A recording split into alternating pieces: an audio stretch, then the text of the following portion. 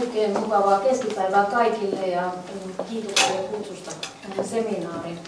Ihan tuohon äskeisiin kommentteihin viitaten, niin on tosi hienoa kuulla, että muun muassa teettämämme ja tekemämme raportit, muun muassa tuo pöyryraportti, niin on kulunut käsissä ja on tullut luettua. Eli tosiaan viime vuoden aikana julkaistiin aika paljon erilaisia julkaisuja ja koottiin ja kuunneltiin erilaisia asiantuntijoita siitä, että minkälaisia mahdollisuuksia on luonnolla ja luonnon hyvinvointivaikutusten tuotteistamisella niin olisi Suomessa ja uuden palveluliiketoiminnan kehittämisessä.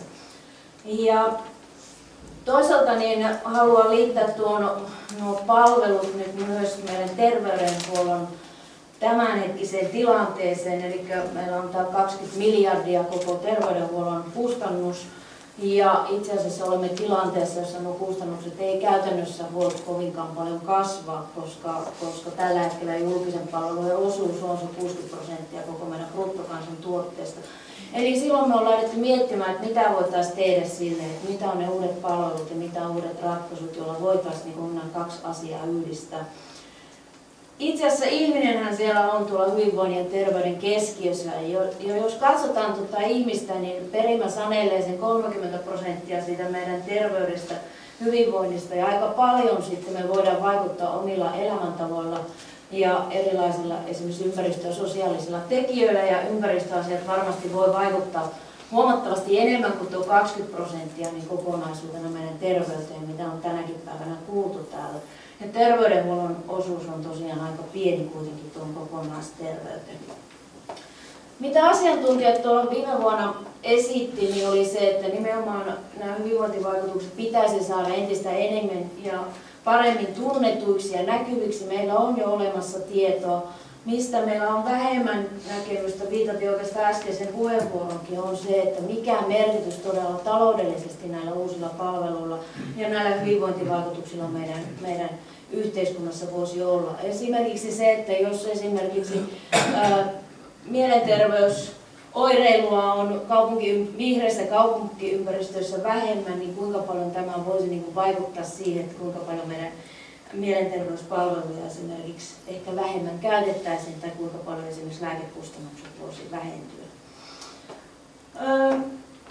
Mutta nimenomaan nuo uudet palvelut ja ratkaisut, niin ne hyödyntää sitten luontoa entistä enemmän ja antaa sitä lisäarvoa. Ja myös mitä itse kokeilimme, niin on se, että hiljaisuuteen, maisemaan liittyvät palvelut voisi tuoda jotain uutta. Niitä on vielä vähän konseptoitu ja tuotu osaksi meidän erilaisia palvelurepertuaareja, mutta kokeiluja niistä on jo menossa ja toivottavasti tulevaisuudessa esimerkiksi osana hyvinvointimatkailua ja myös osana rakentamista ja rakennettuja ympäristöjä, niitä voitaisiin ottaa entistä enemmän huomioon.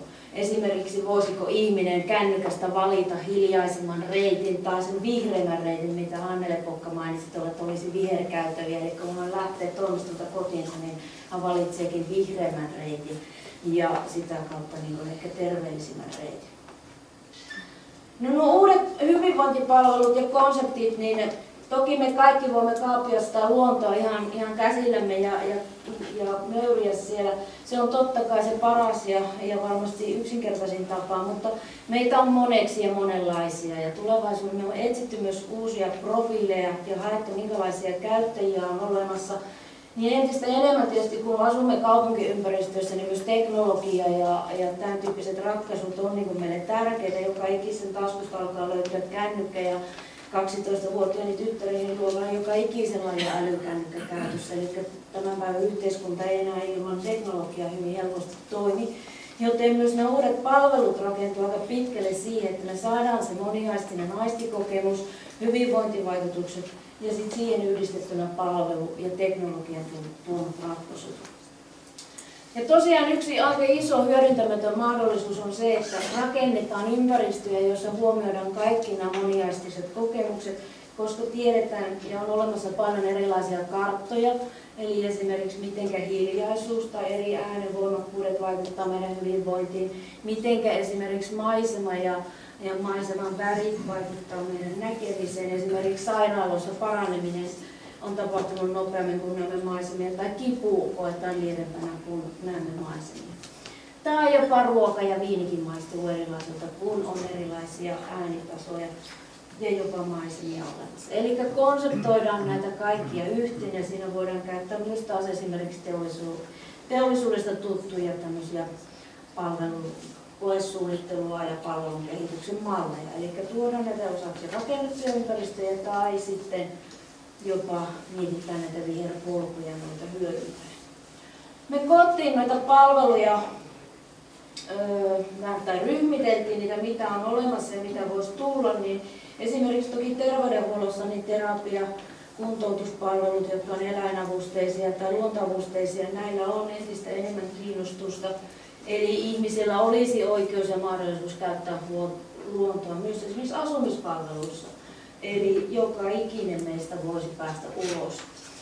Eli tämän tyyppiset ratkaisut varmasti maailmalla on lisääntynyt, mutta myös varmasti Suomessakin ja myös osana tietysti työhyvinvointipalvelua luontoa voidaan tuoda entistä enemmän.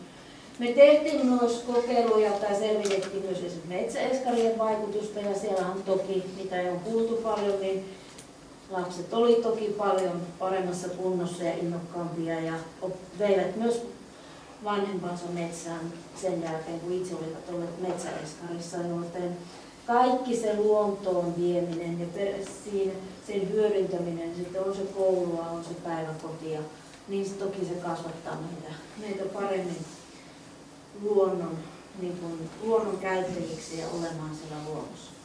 No toki sitten virkistyskäyttö ja arjen ympäristöt on niitä isoja alueita, joissa ne suurimmat potentiaalit varmasti tulevaisuudessa on.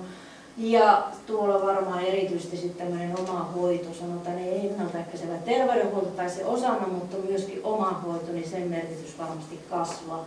Ja siitä tulee nimenomaan tämä teknologiset ratkaisut sitten mukaan, eli tuodaan virtuaalitodellisuus mukaan, voidaan tuoda odotustiloihin luontoa, jopa puissa voi olla bioledeja, eli puut toimii samanaikaisesti vihreiden lähteenä, mutta myös valon lähteenä.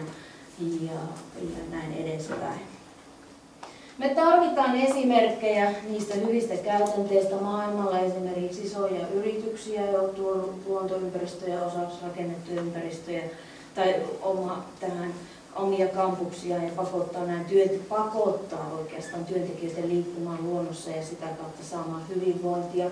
Sairaalaympäristöjä rakennetaan hyvinvoinnin kannalta. Esimerkiksi kuntaverkosto on hyvin kiinnostunut näistä luonnon hyvinvointivaikutuksista ja esimerkiksi tällä hetkellä useita sairaalarakennuksia meneillä ja näissä olisi tosi hienoa saada entistä enemmän huomioiduksi näitä ympäristöasioita. Tästä muun muassa Skotlannissa on tehty opaskin näistä, miten luontoa voidaan vihertää. Terveydenhuollon puolella tuo viherkäytävä voitaisiin ulottaa jo tuonne terveyskeskuksesta ulospäin, eli esimerkiksi Tukholmassa on monia terveysasemia. Ja tuossa yhdeltä kuvaa, jossa on hyvin systemaattisesti otettu luonto siellä sisällä, mutta myös siinä ulkona huomioon. Eli rakennetaan niin kuin pienillä asioilla, ei välttämättä aina kalliisti, vaan monimuotoisesti luonto kaikkeen meidän toimintaan. Samoin kaikki odotustilat on hyviä luontolähteitä. Mutta se mikä luo niitä uusia mahdollisuuksia on nyt tämä kehittyvä teknologia. Eli tänä vuonna on tulossa hyvin paljon uusia mittareita, laitteita, rannekkeita, joilla me voidaan seurata tässä ja nyt sitä, mitä meillä tapahtuu. On se sitten mielessä, verenpaineessa, ruumiinlämmössä, sydänsähkökäyrissä, sykevälivaihtelussa, että jokainen on sen oman itsensä mittari. Ja sitä kautta meillä on valtavasti tulossa. Meillä on tällä hetkellä jo erilaista sairaustietoa, meidän rekisterit täynnä, mutta sen lisäksi me saamme noilla mittareilla entistä enemmän terveystietoa nyt ja tässä hetkessä, mutta tulevaisuudessa entistä enemmän jo useampi meistä tietää meidän genominsa ja voidaan personoida sitä kautta palveluja, eli minkälaisia henkilökohtaisesti räätälöityä esimerkiksi on ne terveyspalveluja tai on ne liikuntapalveluja, treeniohjelmia, miten niitä voidaan tehdä. Ja tähän yhdistettynä sitten se ympäristötieto, eli mikä on sen ympäristön tila, mikä on hiljaisuuden taso, hiukkastaso ja näin edespäin. Eli tämän kombinaation mahdollistamana me saadaan aivan uudenlaisia mahdollisuuksia. Ja sitten siihen yhdistettynä vielä nämä uudet ratkaisut, joissa on etäkonsultaatio ja tämmöisen esimerkiksi on se lääkäri tai joku muu ammattilainen, joka sitten auttaa ja tukee siinä personoidussa palvelun tuottamisessa. Eli maailmalla valtavasti kasvava alue on juuri nämä biohakkerit.